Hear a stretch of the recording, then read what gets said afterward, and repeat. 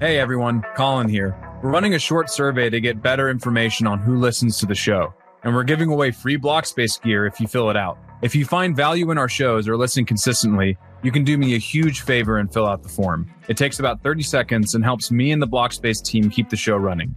You can find a link to the survey in the show notes. Thanks. What does the average American think about Bitcoin? A recent report from the Nakamoto Project tells us what the average American looks like who owns Bitcoin and what they think about it. We'll dive deep on Bitcoin Season 2. Let's kick it off.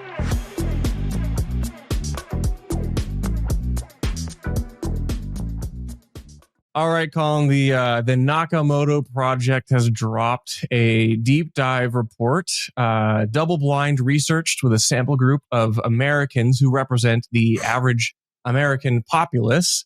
And we're going to dive in.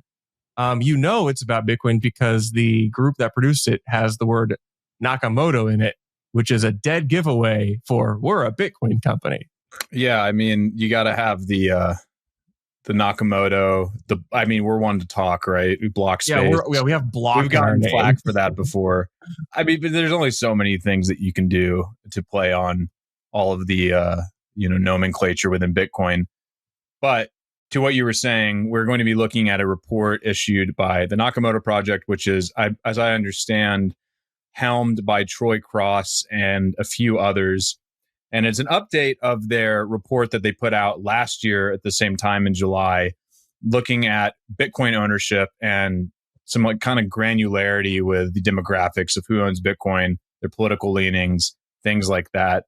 Before we dive into the specifics of the report, just a few key highlights from Troy Cross, who is a professor of philosophy at Reed College. Y'all might know him. He's also a fellow at BTC Policy Org. He's put out some pretty interesting research and thought-provoking articles about Bitcoin and the intersection of philosophy and some other disciplines. But a few highlights from it, extrapolated from the 3,500 adults that they surveyed. They estimate that roughly 48 million American adults own Bitcoin. That's roughly in line with some of Coinbase's own surveys, I believe, or their own extrapolations. Yeah. And 11 million of them hold their own keys. I find that to be kind of high, but the numbers check out in terms of who replied to the survey. Bitcoiners are more likely to be male, young, and non-white. That last one is interesting. Surprised. The other two are not that surprising.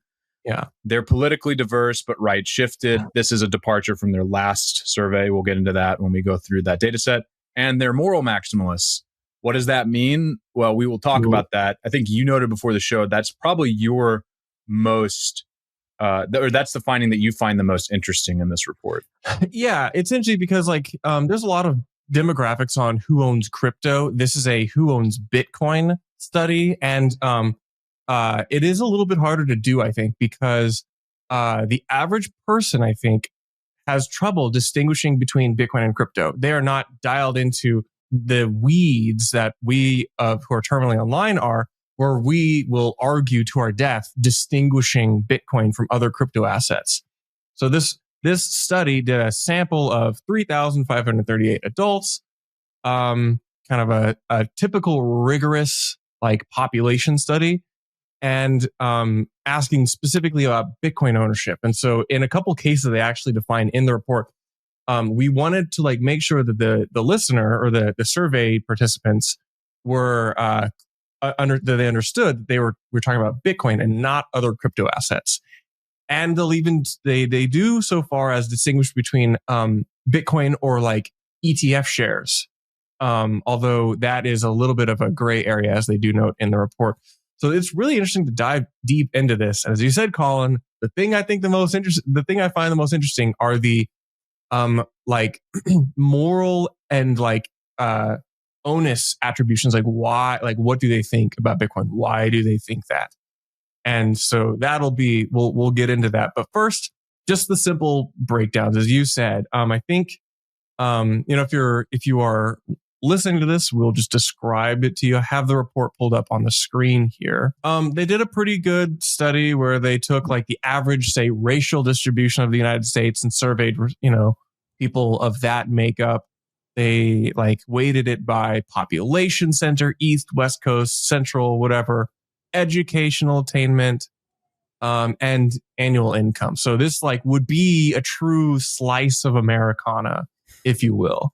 Can I go over some of these bullet points at the top before we dive into the specific? Oh, yeah. Just to go back to some of those key highlights. Yeah. From the report, 18.6% of the respondents claimed to own Bitcoin, 4.21% claimed to hold Bitcoin in self-custody. Bitcoin ownership continues to skew younger and more male. Going over that one. Bitcoin ownership shifted slightly to the political right, but remains distributed across the entire spectrum and mostly centrist. Knowledge of Bitcoin, trust in Bitcoin, belief in Bitcoin's utility, and perception of Bitcoin's morality continue to correlate more strongly with Bitcoin ownership than any demographic measures. Again, we'll cover that at the end of the report when we get to that data set. It's probably the most interesting. And then this is the other one that I thought was kind of interesting, and then we'll dive into it.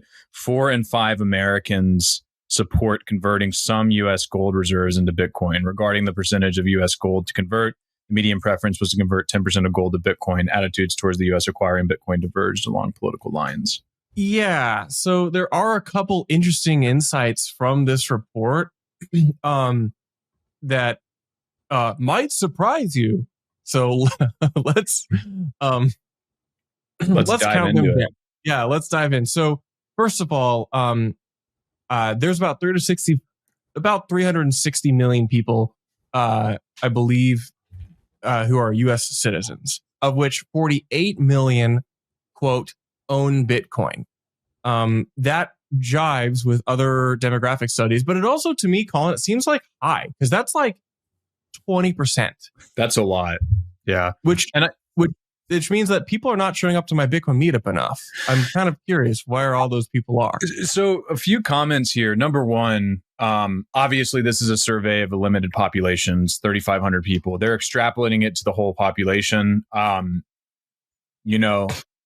sure there are some statisticians in the audience who are shaking their fist or could explain kind of the perils of extrapolating from small data sets to large data sets, certain trends. The other thing I would add, though, Charlie, is, these also include, technically my in-laws own Bitcoin, right?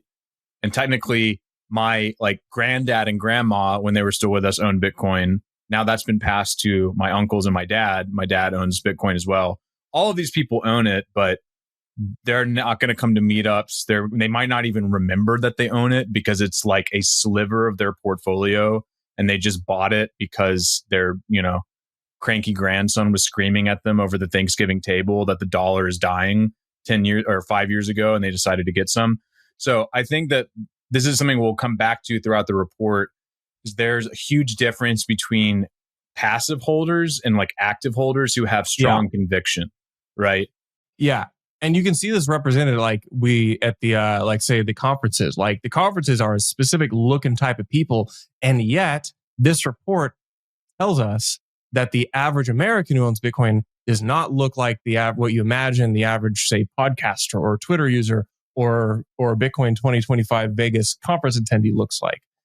So the next section they have here is Bitcoin ownership methods, of which, as you guessed it, over half of people who own Bitcoin have Bitcoin on an exchange. This chart says 58.8% of people have Bitcoin on exchange. That doesn't mean that that's the only place they have it. So we're talking this, all the numbers here do not sum up to 100%, but rather of people who own Bitcoin, over half of them keep some of that or all of it on an exchange. No surprise there. I'm actually surprised it's not like 90%.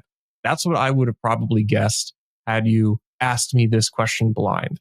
The real kicker, Colin, I think is self-custody. This says 23. This is close to a quarter of all people who own Bitcoin apparently self-custody it. That is surprising to me. Yeah, I would have figured, 75% for the on exchange. But I think that if you add in the ETF and mutual funds and retirement accounts, you basically get to that number. So the 23.7, basically 24% for self-custody is somewhat surprising to me, but it's also kind of disheartening to see that ETF and mutual fund, if you add ETF and mutual fund and retirement accounts, you end up getting you end up getting 33.5% owning Bitcoin, paper Bitcoin through a broker, basically, or a financial advisor. And so that obviously outpaces the self-custody. And then if you add that to the on-exchange portion, you're getting, you're getting over 80% there in terms of what's actually being held through a centralized party. But I mean, I'll say this: I actually check every single box on this chart. I have Bitcoin in every single category. I don't know if that's like a conventional like portfolio breakdown, but I myself am like, I have some on exchange, self-custody, I own ETF, got it some in retirement account, joint with a partner, and a business investment. So all of those are like ways. That's a good point. I think that's important to point out here, especially considering if you do the math of all of these, it adds up to over 100%, and that's because of what you're saying, right?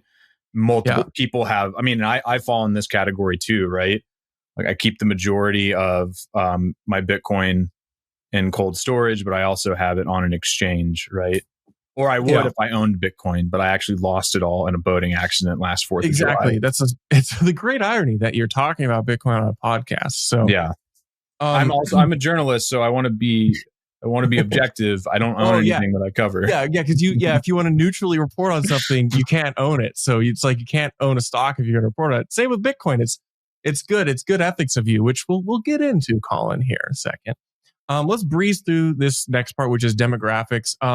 Surprise, newsflash, the ownership of Bitcoin remains disproportionately male and young. News at 6. Yeah, right. I mean, sky is blue. Yeah. Summer is hot. But this next one is kind of surprising. Yeah. And this is a chart of breakdown by Bitcoin ownership rate by race. So to be clear, it is, say, of Hispanics and Latinos, what percentage of them own Bitcoin? Or of Asians, what percentage own Bitcoin? And here we have at the, in first place with the highest percentage of ownership by racial group, we have Hispanics and Latinos at 24.2%. That means 1 in 4 Hispanics, Latinos say they own Bitcoin. I guess I'm not surprised. It's just, I don't know what I would have guessed had I would have probably flipped this on its head. But again, this is maybe like a cardinal sin of statistics and demographic analysis, because I'm doing this solely based on whom I interact with at conferences and online. And the crypto industry is like the active users of Bitcoin and crypto, which again goes back to that active versus passive in terms of holding or being involved in the industries. It's overwhelmingly white and Asian, right? I don't think many people would argue with that. But we're not just talking about how many people were involved. We're talking about as a percentage of the population. And we're also just talking about people who just own it outright and who are not, dogmatic or, completely orange pilled, right? So this one did surprise me a little bit, for sure. Yeah. And, it's kind of interesting. We could probably pontificate on why and maybe somehow get canceled along the way. My thought is, maybe white people are just looking to fill a void in their lives. So we make it a part of our personality. So we show up to conferences and we love to talk about it. And maybe other honkies need community. We no longer have community. We were sold a bill of goods to go get a college degree, move into the suburbs with our 2.5 kids and our white picket fence, and we don't interact with the outside world. Yeah, so we've got to talk about it online. We've got to make it our personality. Whereas maybe other cultures just don't have that fire under them to have to like totally own a monolithic like personality trait. I don't know. There's also two things that I would consider with regards to, okay, so I guess to get ahead of any sort of criticisms of the methodology here, this could be totally skewed by the fact that you just happen to sample, I don't know how many Hispanic and Latino respondents were on this, but you could have gotten like a basket of them that are just like overrepresentative or overrepresenting Bitcoin ownership among that population. Same with literally everything else in this data set. That being said, if I was going to put on my both my Bitcoiner hat as a journalist and then my progressive hat, I would think about, well, some of these Latino and Hispanic respondents could have come from countries in South America where they were used to hyperinflation and things of that nature. So like Bitcoin is just much more readily accepted as a alternative currency to guard yourself from debasement. Then the progressive side of me is also thinking there's an argument to be made that, you know, if you are arguing from a place of like, you know, looking at privilege and things like that, Hispanic and Black populations in the US might have had a tougher time with financial institutions, either by way of discrimination or just, you know, you can name off any number of systemic issues with how those populations are treated. Maybe they're more keen to lean into an alternative form of currency and finance that exists outside of that, outside of the traditional mold. So, yeah, and then I think also data like this and studies like this, especially financial studies, do reveal a lot of bias because, like, what's the most popular by far financial app in the United States? It's not Venmo, it's not Cash App, it's Zelle. And I think a lot of why people get thrown off by that because Zelle's largely used for remittances. And if we think about Hispanic and Latino remittances internationally, then it makes a lot of sense. Like stablecoins are big in South America. Proximity stablecoins indicates proximity to Bitcoin. So, okay, let's go on here. Now we get to the fun part, which is politics. So as the report says, our most surprising finding in 2024, this is last year. The breakthrough headline last year for this report was that, quote, Bitcoin ownership was not skewed conservative. Now, remember, this is spring of 2024. Donald Trump has not had an assassination attempt yet. Joe Biden was considered sound of mind by the prevailing media class. Like, a lot happened in the past 12 months, y'all. We speed ran like a decade's worth of news in the second half of last year. A lot of things happened. So last year, this time, Bitcoin ownership was not skewed conservative. The public discourse on social media, within the government, traditional media outlets was already highly polarized. Tell me something new. But Donald Trump was not really the favorite. Since then, Trump and the right have very rapidly embraced crypto, and Trump spoke at the Bitcoin conference. So, as in the hyperpolarization of everything, this now becomes this could become a wedge issue, but it's not.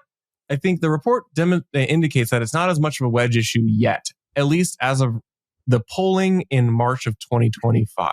Yeah, I mean, if you look at the ownership, it's a slight bump for conservative leaning holders, right? It's like 4.2% for the conservative and a little bit less for the somewhat conservative. And it's a similar drop for liberal or somewhat liberal on the ownership scale. Just one thing to piggyback on. Yeah, when they were collecting the data for the first survey, it would have been in Q1 and Q2 probably. And Trump gave his, kind of watershed speech at the Bitcoin 2024 conference in July. Yeah. Have fun playing with your Bitcoins. And so it didn't really become until he went to the Bitcoin conference and then he started all of these weird crypto ventures like World Liberty Fi and launching a meme coin and other forms of, financial fuckery, if we will. He didn't really become aligned as the Bitcoin president until really July in the second half of the campaign. And I do think that this is probably a Trump effect thing, skewing the data here. You have people who otherwise wouldn't have been into Bitcoin, maybe on the right, got into it because of Trump, and vice versa on the left. They don't want to touch anything that is remotely related to Trump. I think those are maybe somewhat fringe populations on both sides. But the point stands. I mean, I just think about the way that I saw some Republicans or conservatives embrace Elon Musk when they kind of reviled him in the Obama years because he was taking all these subsidies from governments around the world to bootstrap Tesla and all these other things, right? But suddenly now, because of the Doge stuff, I mean, this was at the time, now Trump and Musk hate each other. C'est la vie, so it goes. But when Trump was when Musk was embracing Trump, they kind of leaned into him as well. And I do think that we're getting something similar here. Hey, Will here with Blockspace Media. Did you know that we have individual feeds for all our shows? If you're watching the Mining Pod, Bitcoin Season 2, or the Court Show, be sure to check out the individual feeds. You can find them on your podcast player of choice, whether that be Spotify, Apple, YouTube, etc. Just type in Blockspace Media and you'll find all our shows pop up, or just type in the individual show name like the Mining Pod or Bitcoin Season 2. Be sure to hit that subscribe and give us a 5-star rating so we can continue to bring you the best content in Bitcoin. And so we'll see here in the report, if you're listening, the report now starts breaking down charts by owners of Bitcoin and non-owners of Bitcoin. And what we see here is that political orientation of people who own Bitcoin and people who don't own Bitcoin is roughly similar with a slight conservative bend. The change last year to this year is can be summarized that people who are somewhat liberal and liberal have had a modest decrease in their Bitcoin ownership by demographic, and somewhat conservative and conservative have each had a modest 2 to 4% increase in ownership by political cohort. Interestingly, the barbell and the center, the neutral political demographic and the very liberal and very conservatives, virtually unchanged. So it's really interesting that we have I'll be so cavalier as to say the middle of the curve, the hardcore inside Overton window enjoyers are the ones who are the most reactionary to the prevailing change in political winds and political discourse. Most people are unchanged, and the extremes are also largely unchanged. So it's a really interesting, trend to identify that it's mainly people who, I would even say this, people who watch the news.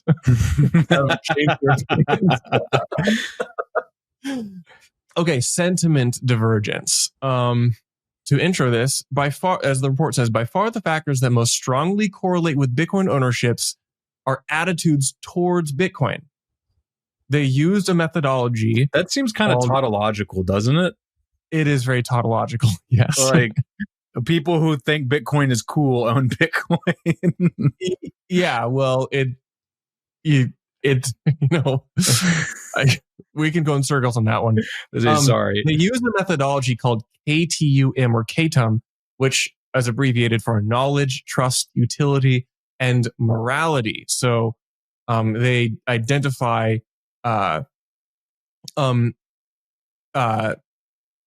people, they develop an index score based on how people perceive, how much people trust Bitcoin, how moral people feel Bitcoin is, how much utility Bitcoin has, or at least people perceive those things. So this KTUM score is a measure of that blend of things. And what we saw, unsurprisingly, this data is, again, tautological and kind of obvious.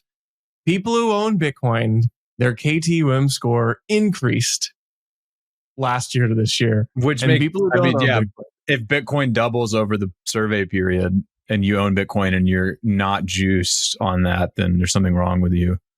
Yeah.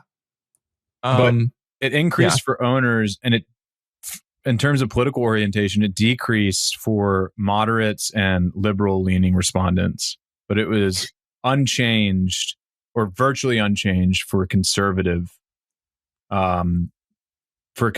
respondents, except for the somewhat conservative cohort. Yeah. And what's interesting is I was actually surprised to see that even though our previous chart that we looked at, which said that very liberal owners of Bitcoin didn't really change last year to this year, the sentiment among very liberal and liberal by political affiliation or orientation did decrease significantly. Maybe they're just reluctantly holding Bitcoin now and being like, well, it went up really high. I really don't like owning it because Trump likes it. it's like begrudgingly making money because Trump happened to pick your favorite stock. Yeah. And what's interesting about this is depending on the respondent, this could, this is one of those, the CADM sentiment score is one of those things that is kind of like a Rorschach test for what you view Bitcoin as. Yeah. Because if you're asking like a hardcore maxi who is looking at the slow creep of the suits and the politicians into the Bitcoin realm, they would probably say that their trust has gone down because of that. Right. Whereas for other people, like when the ETF was approved, my father-in-law said like, oh, that's like a stamp of approval. It made him be like, I'd be more comfortable owning this now. It would go up. Right. Yeah. So then we're getting into the weeds of sentiment towards Bitcoin, which is my favorite because we do reveal a lot about what Americans think. And it can this information might equip you better to talk about Bitcoin with the average person, because I think you can kind of know where a lot of people are coming from now. So as the report says, while sentiment has begun to polarize along political lines, the differences in these attitudes between owners and non-owners is far greater than the difference in attitudes between liberals and conservatives. In other words, Bitcoin ownership is still far more a matter of what one knows and believes about Bitcoin than it is a matter of politics. Again, a little tautological, but we see that people who own Bitcoin overwhelmingly trust, consider high utility, and consider Bitcoin good more than people who don't. But between conservatives and liberals, there's very little difference in the KTUM score. So it's more about those who have versus those who do not have than it is about like political disposition. And it's interesting how for owners, the scores for trust, knowledge, utility, and morality are almost flat. It's like trust is 4.9. It looks like knowledge is 2. Utility might be a 5. And then perceived morality is also, what's up? Out of 7 for the listeners. Yeah, out of 7. Thank you. And then perceived morality is like a 5. I do think it's notable that trust, utility, and morality are higher for non-owning conservatives than liberals, though it's still not very high in the grand scheme of things. Yeah. Okay. This is the best part of the report. Moral foundations. Bitcoiners love to pontificate about morality and moral foundations. In fact, Bitcoin podcasts these days are almost more just about ethics and morality than they are about hard money. So let's get into what Americans actually think and what their moral foundations actually are as it relates to their Bitcoin ownership. So moral foundations theory proposes that human moral reasoning is based on innate but culturally variable foundations. In its most recent form, the theory identifies 6 core foundations: care versus harm, fairness versus cheating, loyalty versus betrayal, authority versus subversion, and sanctity versus degradation, and liberty versus oppression. So which of these do we emphasize the most is the heuristic for identifying the importance of moral foundation between people. And again, this can be a little bit difficult to explain what it is. But as an example, if you believe that the moral foundation for whether something is good or not is whether or not it is fair or not, then if you believe that something which is good is also fair, you would put a high emphasis on equality as a moral foundation. If you think that the moral foundation for something not harming people, harm reduction versus pro-care, if you think that is the primary heuristic for something being moral or not, then you would have a high care score. Same thing with, do you believe that sanctity versus degradation? You think something should be pure or not as a moral foundation for something, then you would have a high purity score. So that might be a bit rambling, but I just want to contextualize this moral foundation profile. And what we see here on this chart is kind of intuitive when you look at it. But of the 8 moral foundation profiles, the 2 highest, which have pro-Bitcoin, high Bitcoin ownership, are the two profiles which view liberty as the basis for moral foundation, cultural and economic liberty. This jives with a lot of the prevailing Bitcoin sentiment, the early Bitcoin holders, Bitcoin culture today.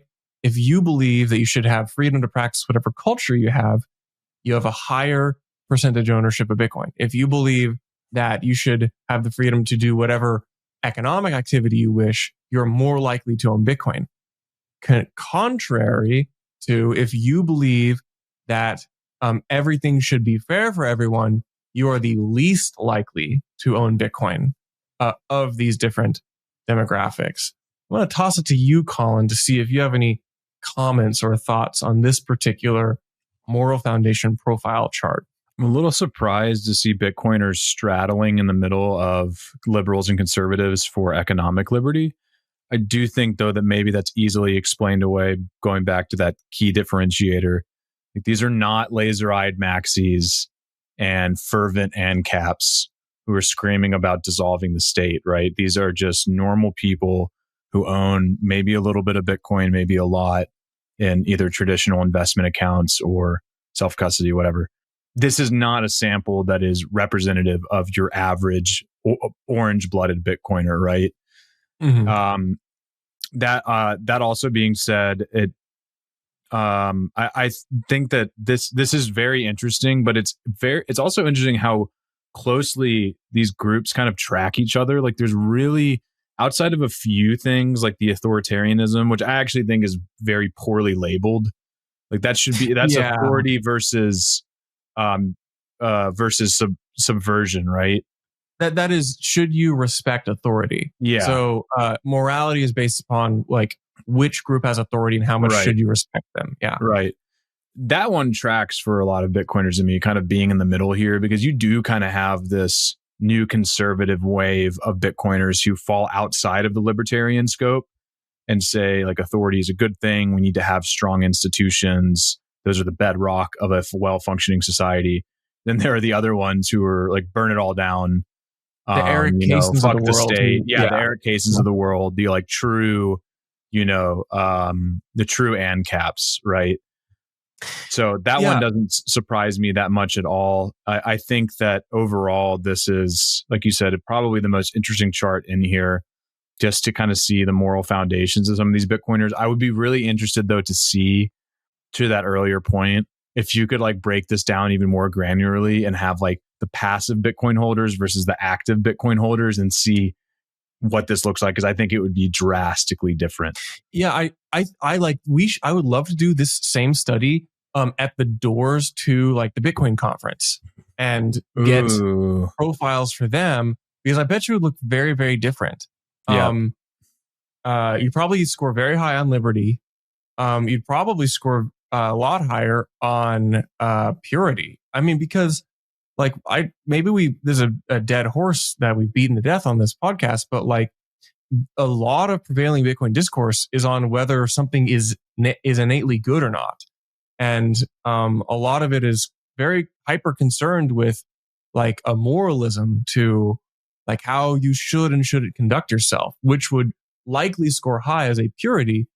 Even though like Bitcoiners like historically have not really endorsed a puritanical in that they don't typically endorse like a puritanical view. They don't say it like that. In practice, it does seem to like lately come across like that. But no surprise here that the economic and cultural liberty moral foundations are the highest by far. I think it's a little surprising, as you said, that between purity, authoritarianism, loyalty, proportionality, and equality, all five of those like moral foundation profiles are kind of clustered in a similar area where you have just lower than average Bitcoin ownership in those categories. Yeah, I agree. I don't really have anything else to add to this. Yeah. Okay. So then we have moral foundations. That is trust and perception of morality of Bitcoin. So this is what people perceive Bitcoin. This is how people perceive Bitcoin. And so it breaks it down between owners and non-owners of Bitcoin. And among owners of Bitcoin, their trust in Bitcoin is pretty high, but also not surprisingly not. Owners of Bitcoin are surprisingly skeptical, I would say. I interpret this from this chart in that 24 and 22% of Bitcoin owners have agree that they trust Bitcoin or strongly agree that they trust Bitcoin. It's a surprising amount of like 20% of people who own Bitcoin have a neutral trust in Bitcoin. So this is like this flies in the face of Bitcoin owners being totally confident in their investment. I think it reveals a little less Kool-Aid having been drunk by those who own Bitcoin in America.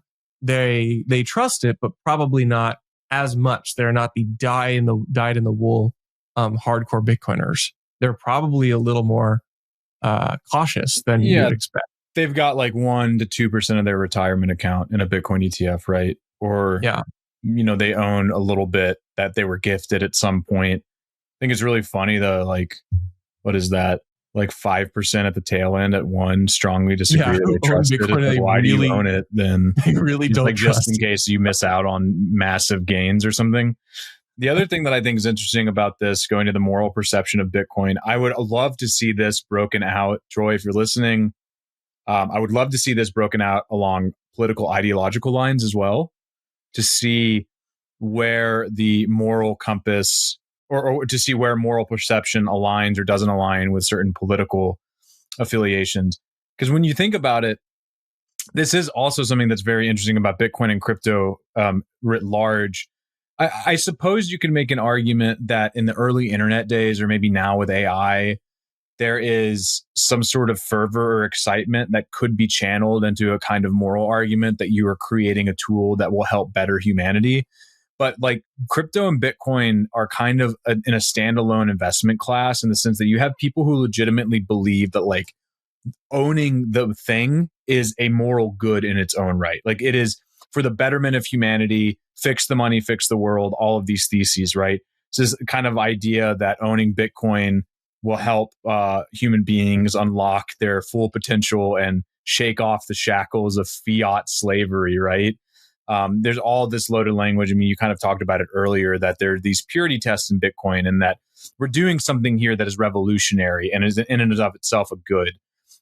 Very few, if not no investment classes have that kind of moral charge to them for a contingent of their investor base.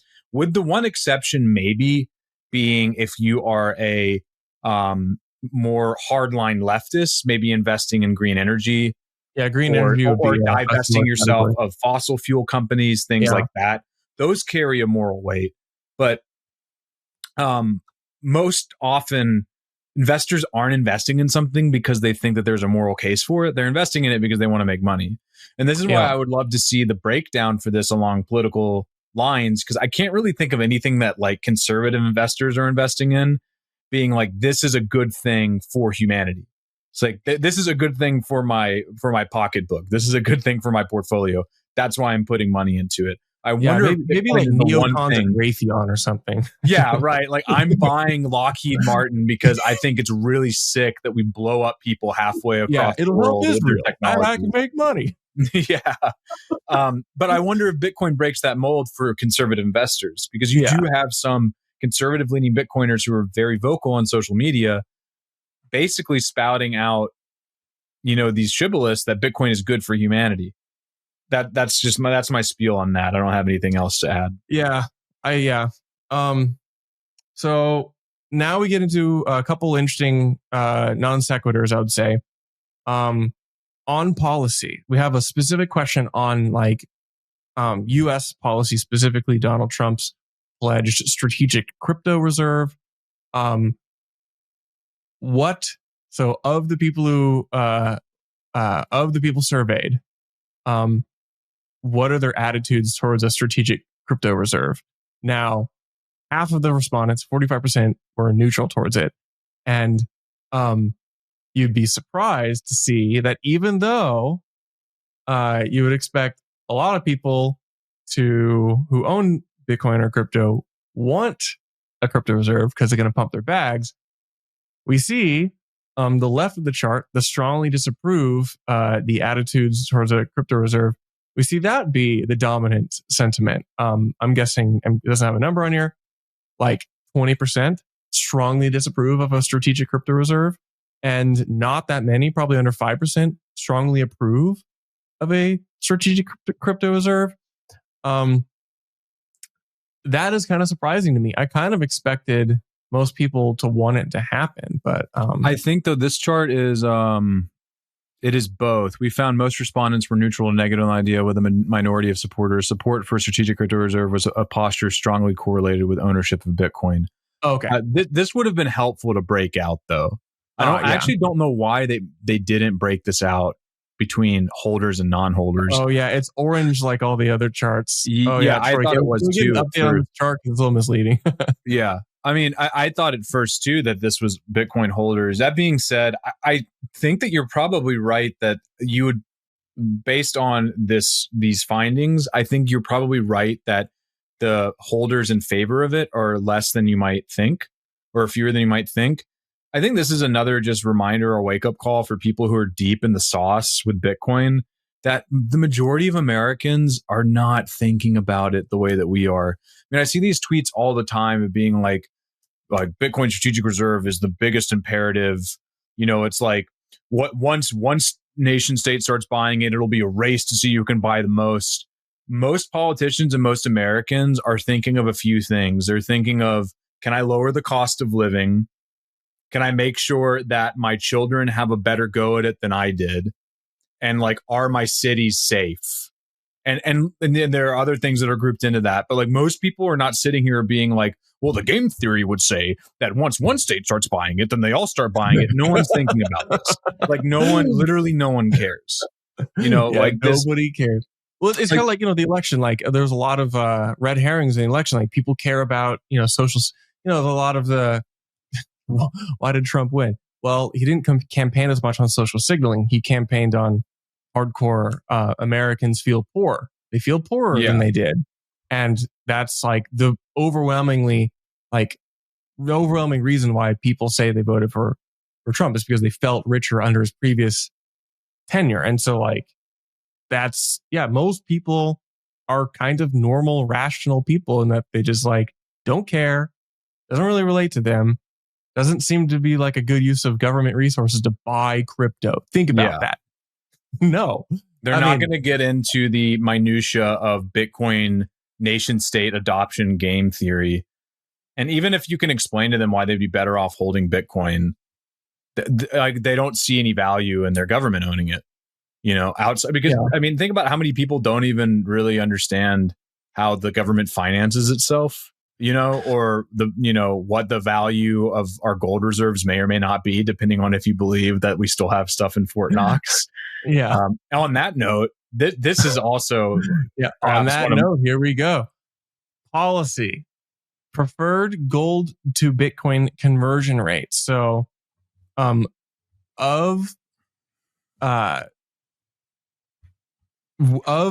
those surveyed, who would how much would the survey participants prefer that the U.S. convert our gold reserves to Bitcoin?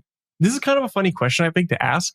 The report says that younger Americans preferred much steeper conversion rates, with those under 35 choosing to convert in excess of 30% of U.S. gold reserves to Bitcoin. But of the 3,500 people surveyed, 1,000, it's more like about 1,800 of them preferred 0 to 10% of gold converted to Bitcoin. So unsurprising there.